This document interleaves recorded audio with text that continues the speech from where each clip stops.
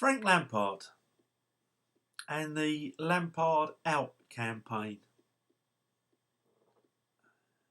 Now Lampard, who's only had 1 year in management at Derby County before,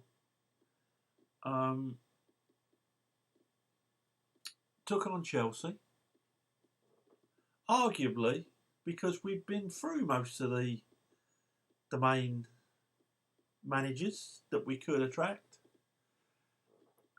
Are there any managers that I would have liked to have seen instead of Lampard? Yeah. There's Klopp and there's Guardiola. And what do you think the chances were of Chelsea getting them? Yeah, we're just losing Eden Hazard. And we've got a side that Cale's getting old.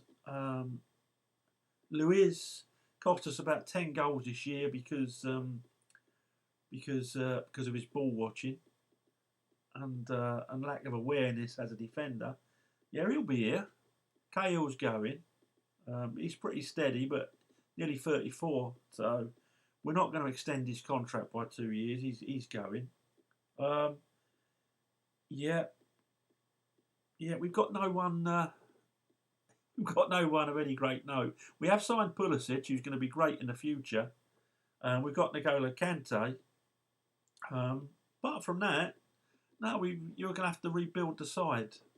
You have to rebuild the side, yeah, because even some of them we've signed recently aren't up to the sort of Chelsea sides in the past. The sides where we had Michael Ballack on the bench. You know, at the moment, everyone's putting their hopes and prayers in Callum Hudson-Odoi. You know, and he's good and he's going to be great. I've got no doubt about it. But I remember Arjen Robben playing for us at 21, and how old's Callum? Is he 20 yet? I think Arjen Robben. I could be wrong, but I think he came to us at 20. He was already an established sort of Dutch international, and I'll tell you what. When the first time I see him, my eyes nearly fell out. I was that gobsmacked. What a player! When I look at some of our subs benches in the past, the Michael Ballacks sitting there, Essien sitting there.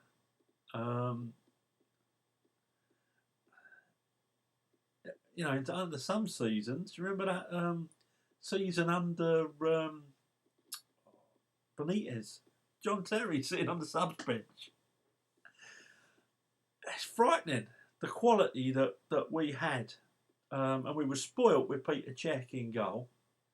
Because I've not seen a goalkeeper as good as that since Benetti. Shane Benetti's always remembered for that cock-up in the World Cup quarter-final against Germany, because he was a great keeper, trust me.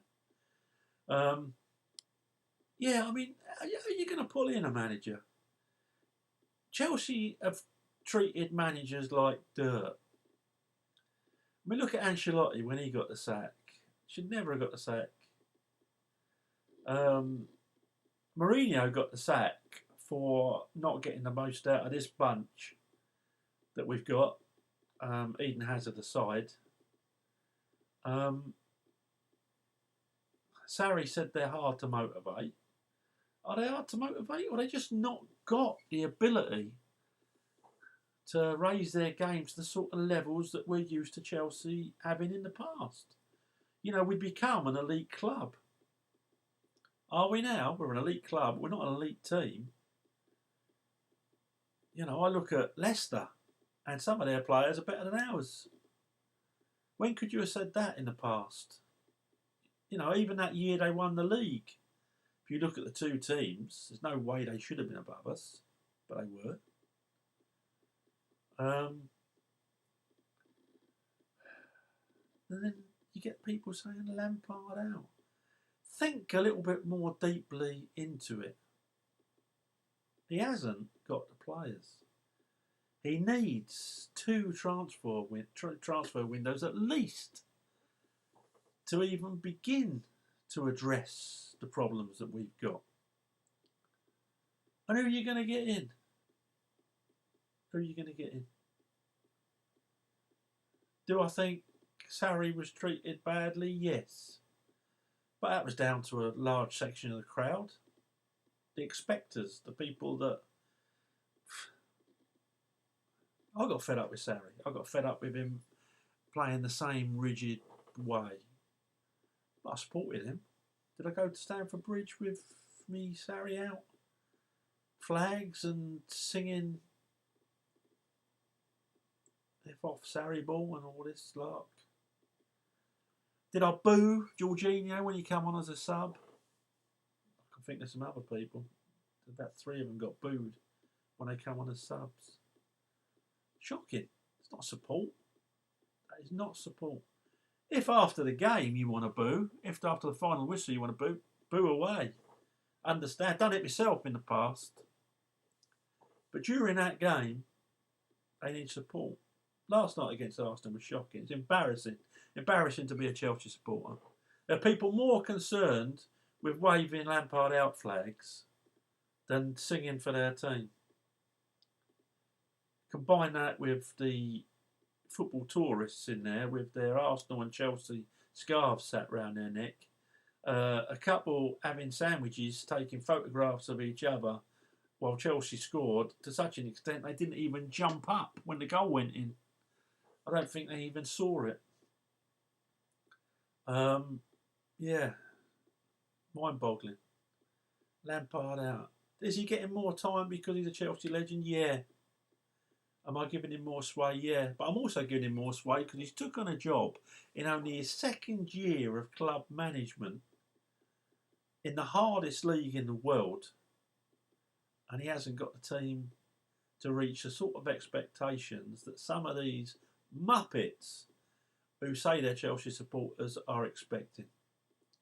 On Twitter, oh, do you want us to put up with this or do you want us to be an elite club? Who are you going to get in that's going to make us an elite team again overnight? If they come in and they've got this mob, what are they going to do? Any better than Lampard? No. No. First thing Klopp would do with this lot is probably introduce another couple of youngsters and get rid of most of them. And Liverpool supported him in that because the first season he was shocking. He wasn't. He didn't have the tools to work with. So Roman has got a big decision. Do I support this bloke or not? He didn't support Conte. He didn't support Mourinho. Everyone was saying Mourinho out. Well, no, I'm sorry. If the players aren't doing it for you and you've got an established winner like Mourinho, in the same way that Man United should have supported him, we should have supported him. He's a proven winner.